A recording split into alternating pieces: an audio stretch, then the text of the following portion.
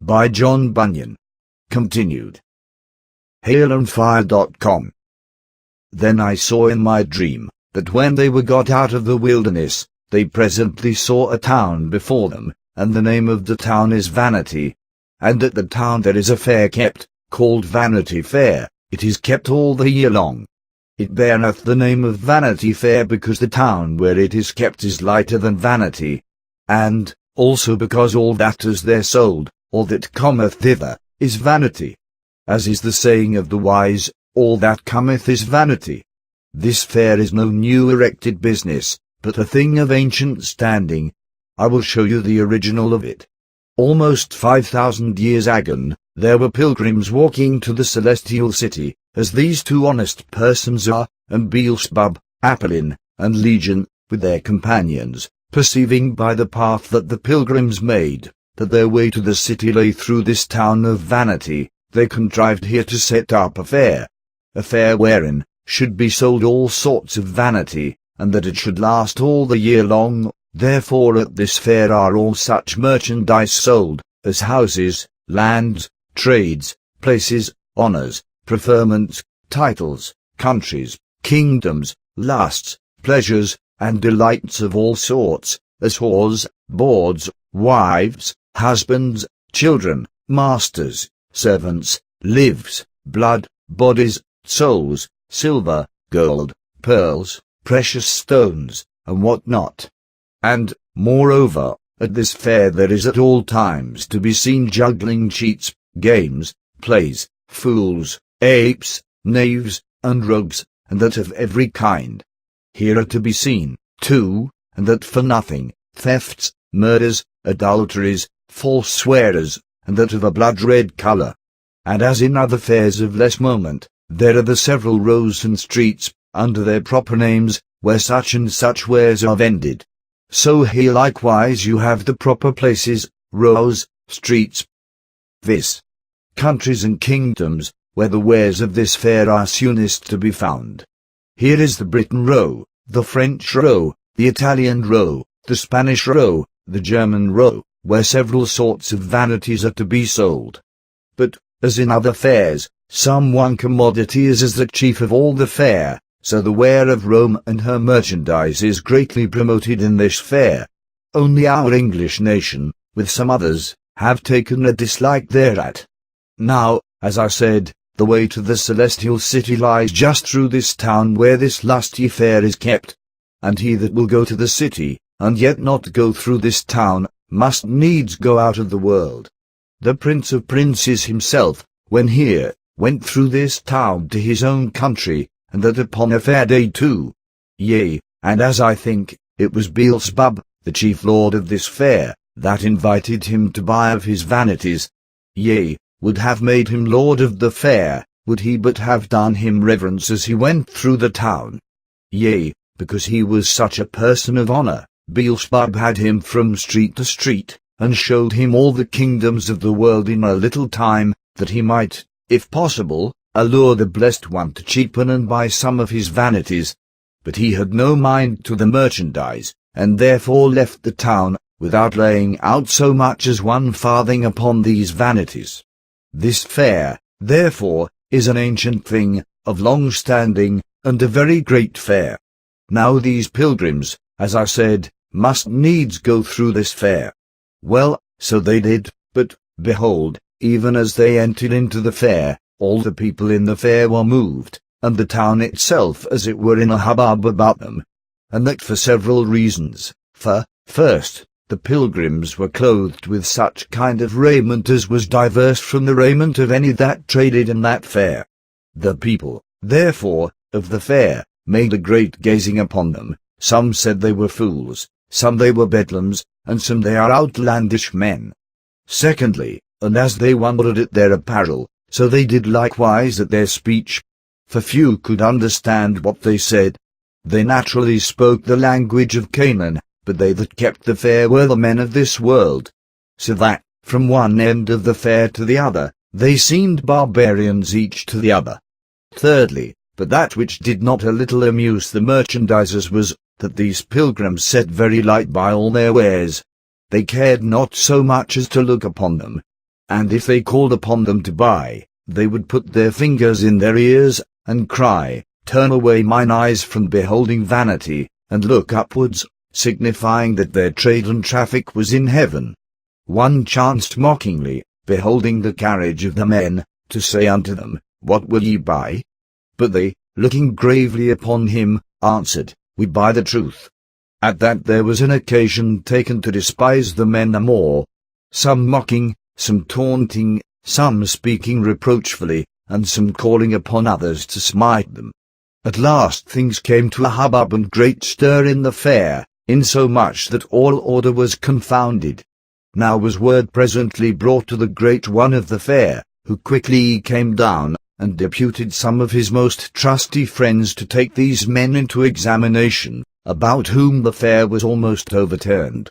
So the men were brought to examination, and they that sat upon them asked them whence they came, whither they went, and what they did there, in such an unusual garb.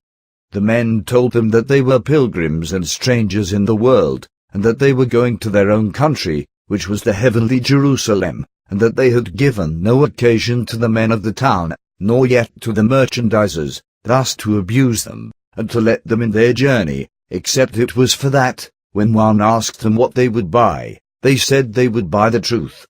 But they that were appointed to examine them did not believe them to be any other than bedlams and mad, or else such as came to put all things into a confusion in the fair. Therefore they took them and beat them, and besmeared them with dirt, and then put them into the cage, that they might be made a spectacle to all the men of the fair. Behold Vanity Fair. The pilgrims there are chained and stand beside, even so it was our Lord passed here, and on Mount Calvary died. There, therefore, they lay for some time, and were made the objects of any man's sport, or malice, or revenge, the great one of the fair laughing still at all that befell them. But the men being patient, and not rendering railing for railing, but contrariwise, blessing, and good words for bad, and kindness for injuries done, some men in the fair that were more observing, and less prejudiced than the rest, began to check and blame the baser sort for their continual abuses done by them to the men. They, therefore, in angry man, let fly at them again, counting them as bad as the men in the cage, and telling them that they seemed confederates, and should be made partakers of their misfortunes. The other replied that, for aught they could see, the men were quiet and sober, and intended nobody any harm, and that there were many that traded in their fare that were more worthy to be put into the cage, yea, and pillory too, than were the men they had abused.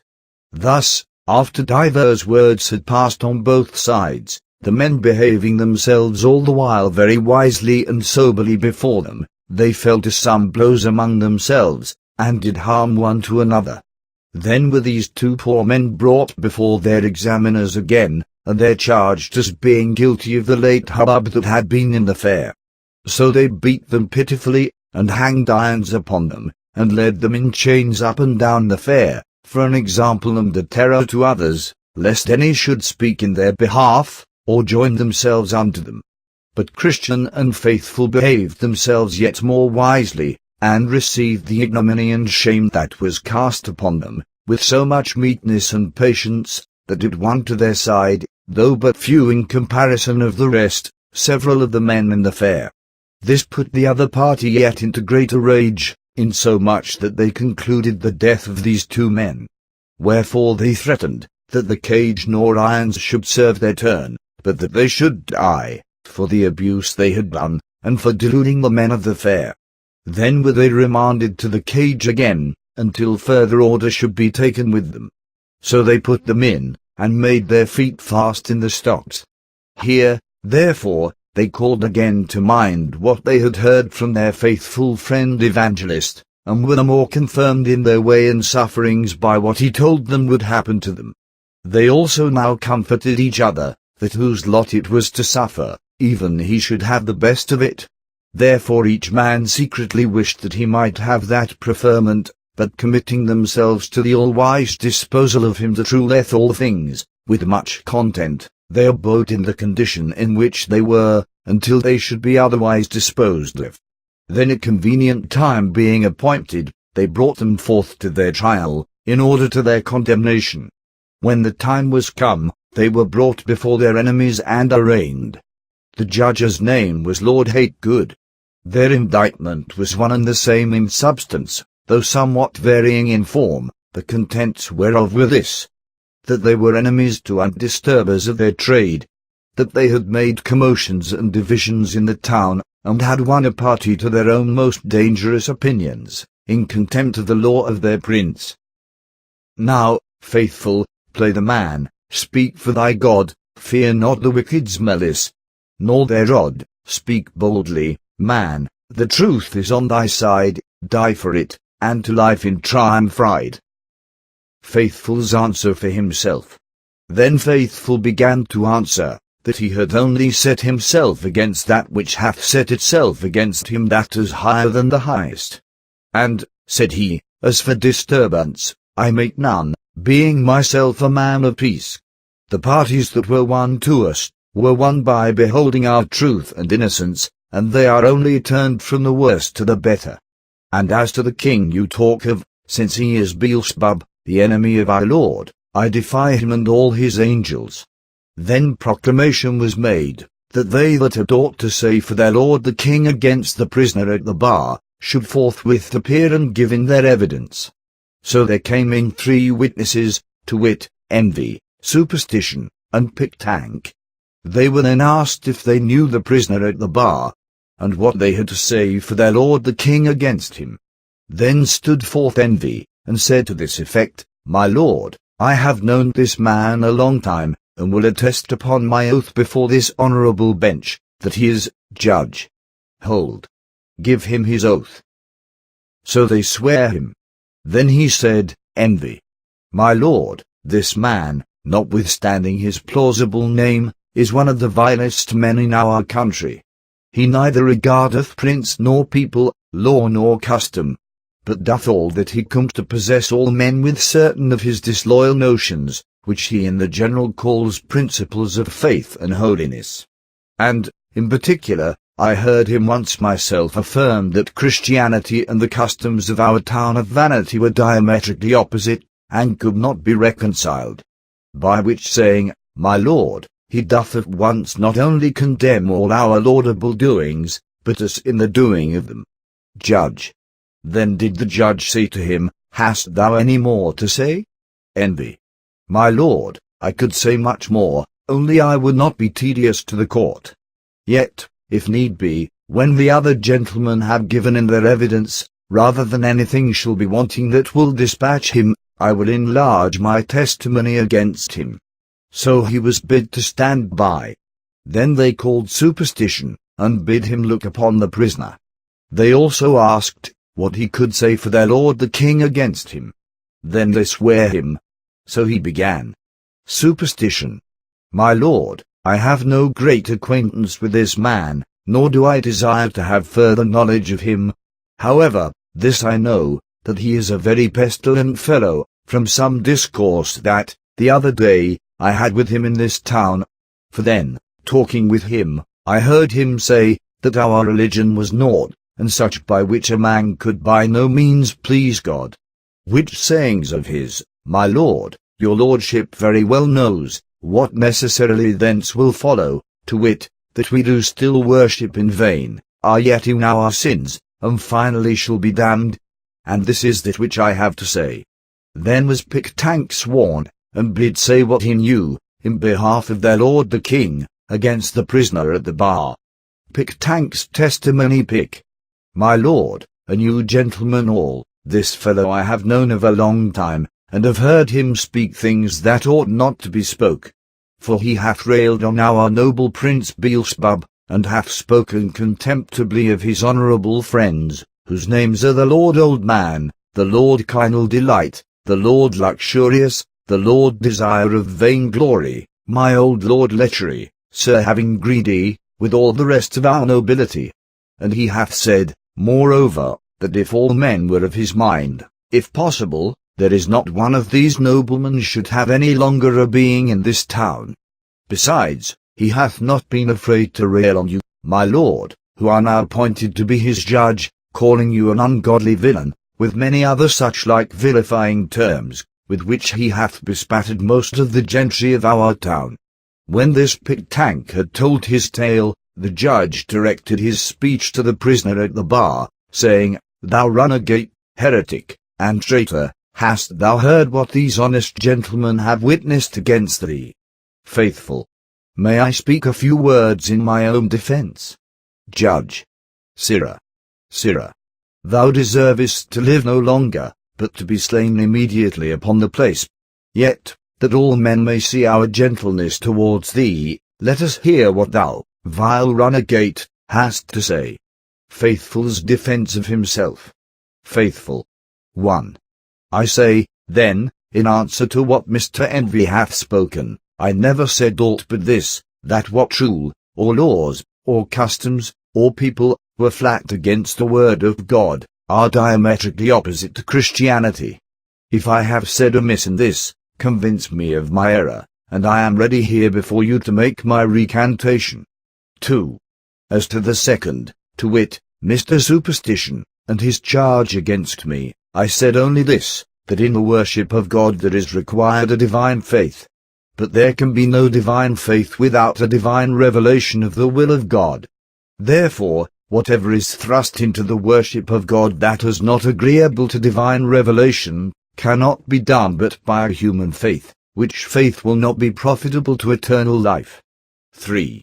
As to what Mr. Pictank hath said, I say, avoiding terms, as that I am said to rail, and the like that the prince of this town, with all the rabblement, his attendants, by this gentleman named, are more fit for a being in hell, than in this town and country, and so, the Lord have mercy upon me.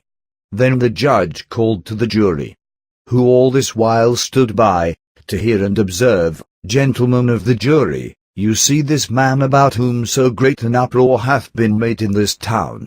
You have also heard what these worthy gentlemen have witnessed against him. Also you have heard his reply and confession. It lieth now in your breasts to hang him or save his life. But yet I think meet to instruct you into our law. There was an act made in the days of Pharaoh the Great, servant to our prince, that lest those of a contrary religion should multiply and grow too strong for him, their males should be thrown into the river. There was also an act made in the days of Nebuchadnezzar the Great, another of his servants, that whosoever would not fall down and worship his golden image, should be thrown into a fiery furnace. There was also an act made in the days of Darius, that whoso, for some time, called upon any god but him, should be cast into the lion's den. Now the substance of these laws this rebel has broken, not only in thought, which is not to be borne, but also in word and deed, which must therefore needs be intolerable.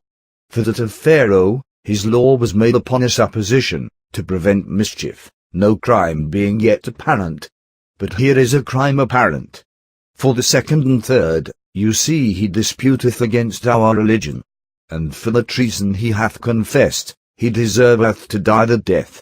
Then went the jury out, whose names were, Mr. Blind Man, Mr. No Good, Mr. Malice, Mr. Love Lust, Mr. Live Loose, Mr. Heady, Mr. High Mind, Mr. Enmity, Mr. Liar, Mr. Cruelty, Mr. Hate Light, and Mr. Implacable, who every one gave in his private verdict against him among themselves, and afterwards unanimously concluded to bring him in guilty before the judge. And first, among themselves, Mr. Blind Man, the foreman, said, I see clearly that this man is a heretic. Then said Mr. No Good, away with such a fellow from the earth. I, said Mr. Malice, for I hate the very looks of him. Then said Mr. Love Lust, I could never endure him. Nor I, said Mr. Live Loose, for he would always be condemning my way. Hang him, said Mr. Heady. A sorry scrub, said Mr. High Mind. My heart riseth against him, said Mr. Enmity. He is a rogue, said Mr. Liar. Hanging is too good for him, said Mr. Cruelty. Let us dispatch him out of the way, said Mr. Hate Light. Then said Mr. Implacable, might I have all the world given me, I could not be reconciled to him. Therefore, let us forthwith bring him in guilty of death. And so they did. Therefore he was presently condemned to be had from the place where he was, to the place from whence he came, and there to be put to the most cruel death that could be invented. They therefore brought him out, to do with him according to their law, and, first, they scourged him, then they buffeted him, then they lanced his flesh with knives. After that, they stoned him with stones, then pricked him with their swords, and, last of all, they burned him to ashes at the stake. Thus came Faithful to his end. Now I saw that there stood behind the multitude a chariot and a couple of horses, waiting for Faithful, who, so soon as his adversaries had dispatched him, was taken up into it, and straightway was carried up through the clouds, with sound of trumpet, the nearest way to the celestial gate. Brave Faithful, bravely done in word and deed. Judge, witnesses, and jury have, instead of overcoming thee, but shown their age. When they are dead, thou lt live from age to age, in the new heaven and new earth. But as for Christian, he had some respite, and was remanded back to prison. So he there remained for a space. But he that overrules all things, having the power of their rage in his own hand, so wrought it about, that Christian for the time escaped them, and went his way. And as he went, he sang, saying, Well, Faithful, thou hast faithfully professed unto thy Lord, with whom thou shalt be blessed, when faithless ones, with all their vain delights, are crying out under their hellish plights. Sing, Faithful, sing, and let thy name survive. For though they killed thee, thou art yet alive. Now I saw in my dream, that Christian went not forth alone, for there was one whose name was Hopeful, being made so by the beholding of Christian and Faithful in their words and behaviour, in their sufferings at the fair, who joined himself unto him, and, entering into a brotherly covenant, told him that he would be his companion. Thus, one died to bear testimony to the truth, and another rises out of his ashes, to be a companion with Christian in his pilgrimage. This Hopeful also told Christian, that there were many more of the men in the fair, that would take their time and follow after. So I saw that quickly after they were got out of the fair, they overtook one that was going before them, whose name was Bunyan. So they said to him, What countryman, sir? And how far go you this way? He told them that he came from the town of Fair Speech, and he was going to the celestial city, but told them not his name. From Fair Speech, said Christian.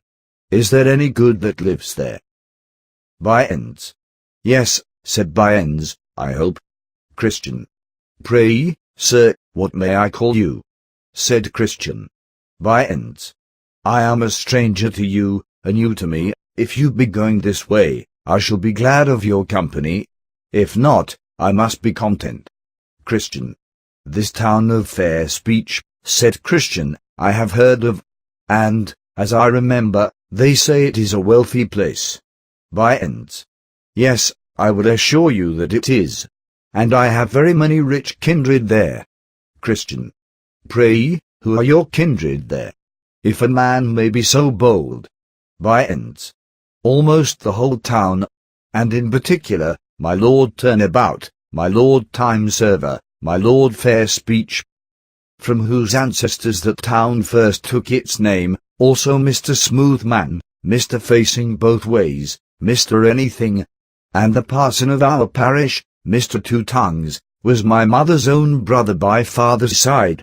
And to tell you the truth, I am become a gentleman of good quality, yet my great-grandfather was but a waterman, looking one way and rowing another, and I got most of my estate by the same occupation. Christian. Are you a married man? Bunyan.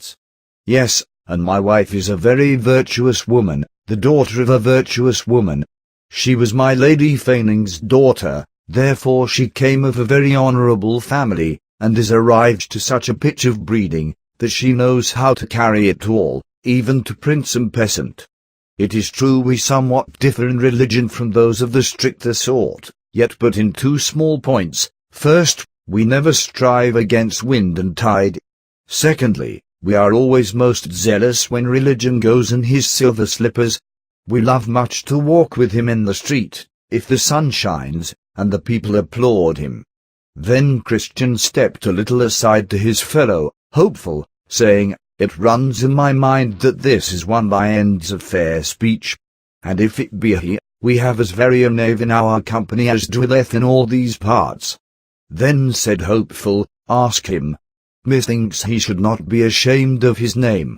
So Christian came up with him again, and said, Sir, you talk as if you knew something more than all the world doth. And if I take not my mark amiss, I deem I have half a guess of you. Is not your name Mr. Byends, at fair speech? Byends. This is not my name, but indeed it is a nickname that is given me by some that cannot abide me, and I must be content to bear it as a reproach, as other good men have borne theirs before me. Christian. But did you never give an occasion to men to call you by this name? Byends. Never, never. The worst that ever I did to give them an occasion to give me this name was, that I had always the luck to jump in my judgment with the present way of the times, whatever it was, and my chance was to get thereby. But if things are thus cast upon me, let me count them a blessing. But let not the malicious load me therefore with reproach. Christian. I thought, indeed, that you were the man that I heard of. And to tell you what I think, I fear this name belongs to you more properly than you are willing we should think it doth. Byends. Well, if you will thus imagine, I cannot help it. You shall find me a fair company keeper, if you will still admit me your associate. Christian.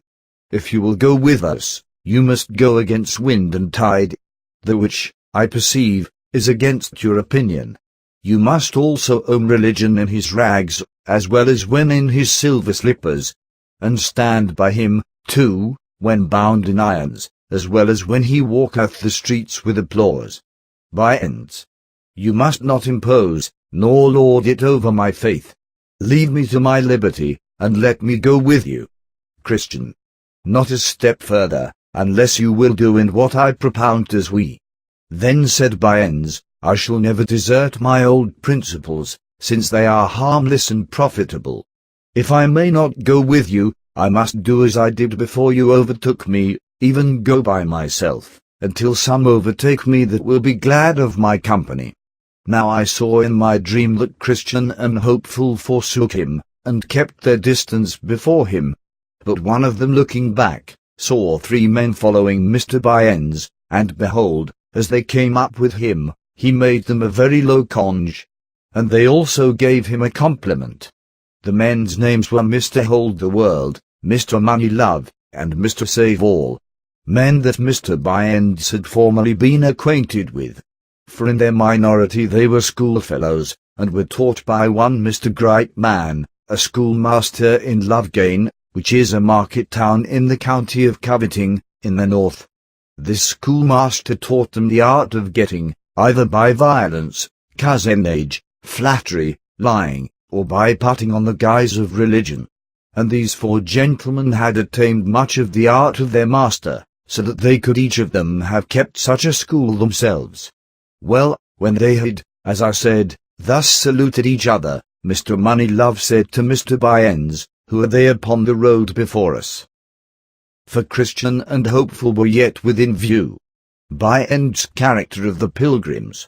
Byends. They are a couple of far countrymen, that, after their mode, are going on pilgrimage. Moneylove. Alas! Why did they not stay, that we might have had their good company? For they, and we, and you, sir, I hope, are all going on pilgrimage. Byends. We are so, indeed.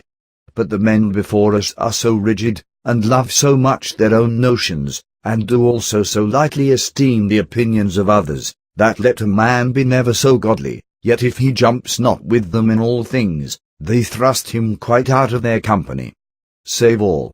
That is bad, but we read of some that are righteous overmuch. And such men's rigidness prevails with them to judge and condemn all but themselves. But, I pray, what, and how many, were the things wherein you differed? Byends. Why, they, after their headstrong man, conclude that it is duty to rush on their journey all weathers. And I am for waiting for wind and tide. They are for hazarding all for God at a clap. And I am for taking all advantages to secure my life and estate. They are for holding their notions, though all other men are against them. But I am for religion in what, and so far as the times, and my safety, will bear it. They are for religion when in rags and contempt. But I am for him when he walks in his golden slippers, in the sunshine, and with applause. Hold the worldly wise man. Aye, and hold you there still, good Mr. Byens. For my part, I can count him but a fool, that, having the liberty to keep what he has, shall be so unwise as to lose it. Let us be wise as serpents. It is best to make hay when the sun shines. You see how the bee lieth still all winter, and bestirs her only when she can have profit with pleasure. God sends sometimes rain, and sometimes sunshine. If they be such fools to go through the first, yet let us be content to take fair weather along with us. For my part, I like that religion best that will stand with the security of God's good blessings unto us. For who can imagine that is ruled by his reason, since God has bestowed upon us the good things of this life, but that he would have us keep them for his sake? Abraham and Solomon grew rich in religion. And Job says that a good man shall lay up gold as dust. But he must not be such as the men before us, if they be as you have described them. Save all. I think that we are all agreed in this matter, and therefore there needs no more words about it. Money love. No, there needs no more words about this matter, indeed. For he that believes neither scripture nor reason. And you see we have both on our side, neither knows his own liberty, nor seeks his own safety. Byens. My brethren, we are, as you see, going all on pilgrimage. And, for our better diversion from things that are bad, give me leave to propound unto you this question. Suppose a man, a minister, or a tradesman, ampersand should have an advantage lie before him, to get the good blessings of this life, yet so as that he can by no means come by them except, in appearance at least, he becomes extraordinarily zealous in some points of religion that he meddled not with before. May he not use these means to attain his end, and yet be a right honest man? Money love. I see the bottom of your question. And, with these gentlemen's good leave, I will endeavour to shape you an answer. And first, to speak to your question as it concerns a minister himself, suppose a minister, a worthy man, possessed but of a very small benefice, and has in his eye a greater, more fat, and plump by far. He has also now an opportunity of getting of it, yet so as by being more studious, by preaching more frequently and zealously, and, because the temper of the people requires it, by altering of some of his principles. For my part, I see no reason but a man may do this, provided he has a call, aye, and more a great deal besides, and yet be an honest man. For 1.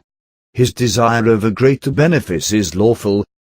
This cannot be contradicted, since it is set before him by providence. So then, he may get it, if he can, making no question for conscience' sake. 2. Besides, his desire after that benefice makes him more studious, a more zealous preacher, ampersand and so makes him a better man. Yea, makes him better improve his parts, which is according to the mind of God. 3.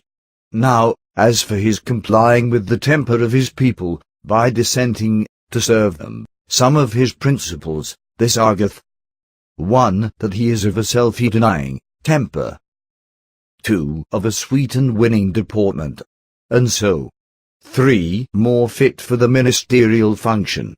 4.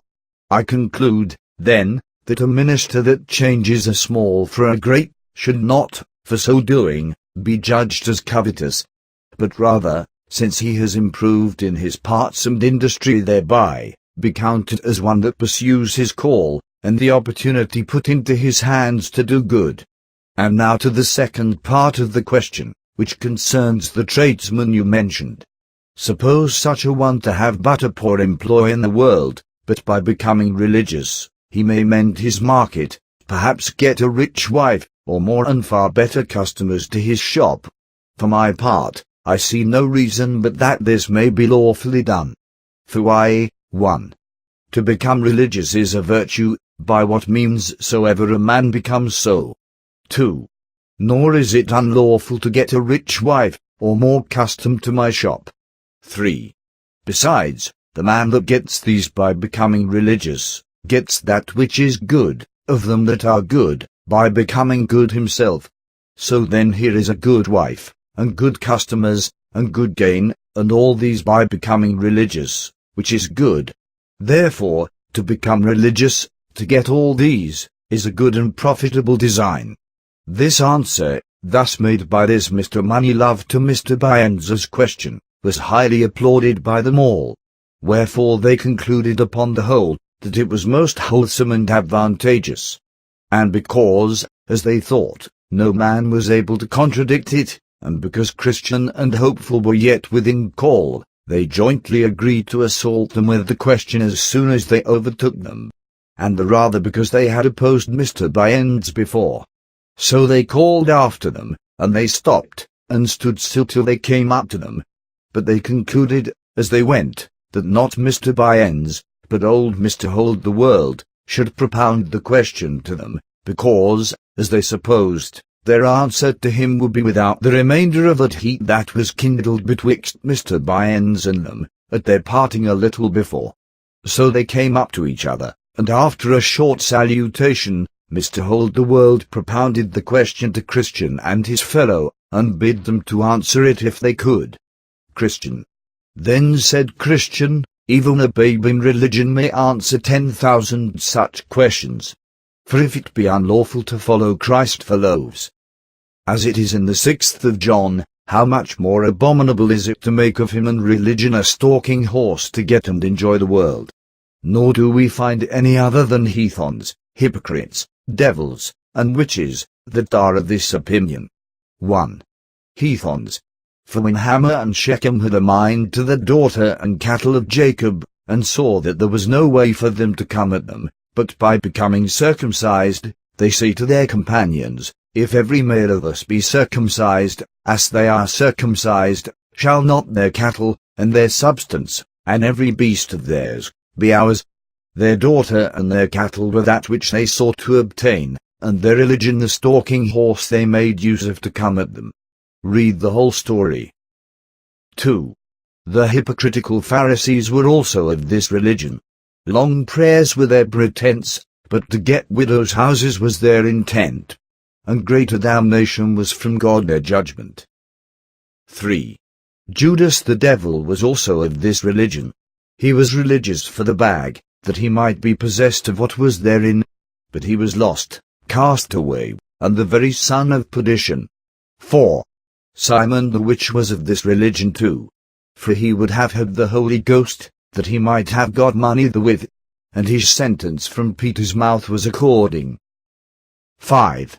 Neither will it out of my mind, but that man that takes up religion for the world, will throw away religion for the world. For so surely as Judas resigned the world and becoming religious, so surely did he also sell religion and his master for the same. To answer the question, therefore, affirmatively, as I perceive you have done, and to accept of, as authentic, such answer, is both heathenish, hypocritical, and devilish, and your reward will be according to your works. Then they stood staring one upon another, but had not wherewith to answer Christian. Hopeful also approved of the soundness of Christian's answer. So there was a great silence among them. Mr. Bunyan and his company also staggered and kept behind, that Christian and Hopeful might outgo them. Then said Christian to his fellow, if these men cannot stand before the sentence of men, what will they do with the sentence of God? And if they are mute when dealt with by vessels of clay, what will they do when they shall be rebuked by the flames of a devouring fire? Then Christian and Hopeful outwent them again, and went till they came to a delicate plain called These, where they went with much content. But the plain was but narrow, so they were quickly got over it. Now at the further side of the plain was a little hill called Luca, and in that hill a silver mine, which some of them that had formerly gone that way, because of the rarity of it, had turned aside to see. But going too near the brink of the pit, the ground being deceitful under them, broke, and they were slain. Some also had been maimed there, and could not, to their dying day, be their own men again. Then I saw in my dream, that a little off the road, over against the silver mine, stood Demas, gentleman-like, to call to passengers to come and see, who said to Christian and his fellow, Ho! Turn aside hither, and I will show you a thing. Christian. What thing so deserving as to turn us out of the way to see it? Demas. Here is a silver mine, and some digging in it for treasure. If you will come, with a little pains you may richly provide for yourselves. Hopeful.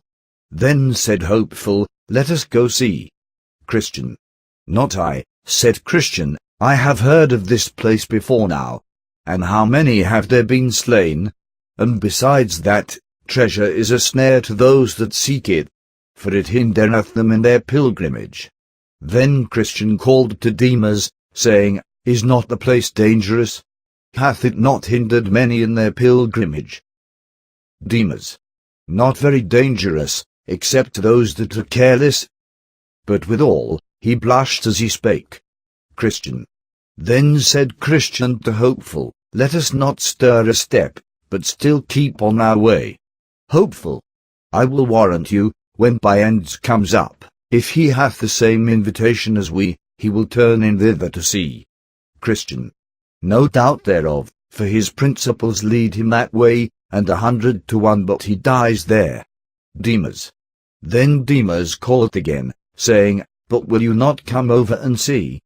Christian.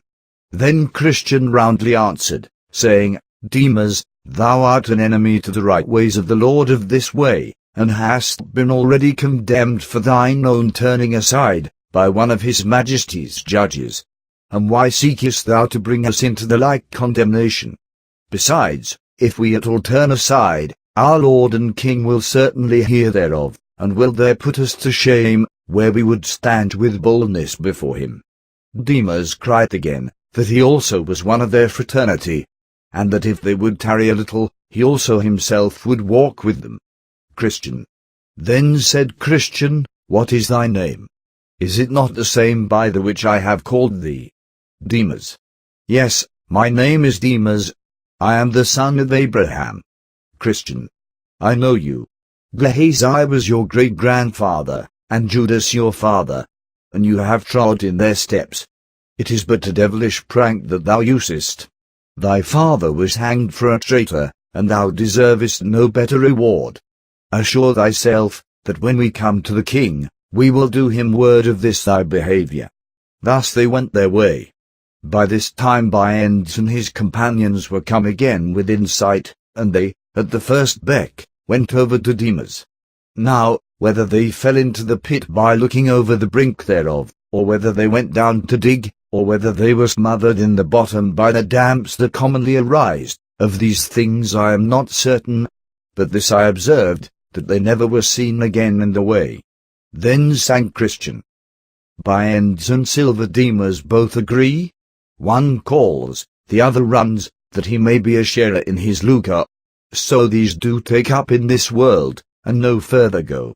Now I saw that, just on the other side of this plain, the pilgrims came to a place where stood an old monument, hard by the highway side, at the sight of which they were both concerned, because of the strangeness of the form thereof. For it seemed to them as if it had been a woman transformed into the shape of a pillar. Here, therefore they stood looking, and looking upon it, but could not for a time tell what they should make thereof. At last Hopeful espied written above the head thereof, a writing in an unusual hand. But he being no scholar, called to Christian. For he was learned, to see if he could pick out the meaning. So he came, and after a little laying of letters together, he found the same to be this, Remember Lot's wife. So he read it to his fellow, after which they both concluded that that was the pillar of salt into which Lot's wife was turned, for her looking back with a covetous heart, when she was going from Sodom for safety. Which sudden and amazing sight gave them occasion of this discourse? Christian. Ah, my brother, this is a seasonable sight. It came opportunely to us after the invitation which Embarks gave us to come over to view the hill Luca, and had we gone over, as he desired us, and as thou wast inclining to do, my brother, we had, for aught I know, been made ourselves like this woman, a spectacle for those that shall come after to behold. Hopeful. I am sorry that I was so foolish, and am made to wonder that I am not now as Lot's wife. For wherein was the difference betwixt her sin and mine? She only looked back, and I had a desire to go see. Let grace be adored, and let me be ashamed that ever such a thing should be in mine heart. Christian. Let us take notice of what we see here, for our help for time to come. This woman escaped one judgment, for she fell not by the destruction of Sodom. Yet she was destroyed by another. As we see, she is turned into a pillar of salt. Hopeful. True. And she may be to us both caution and example.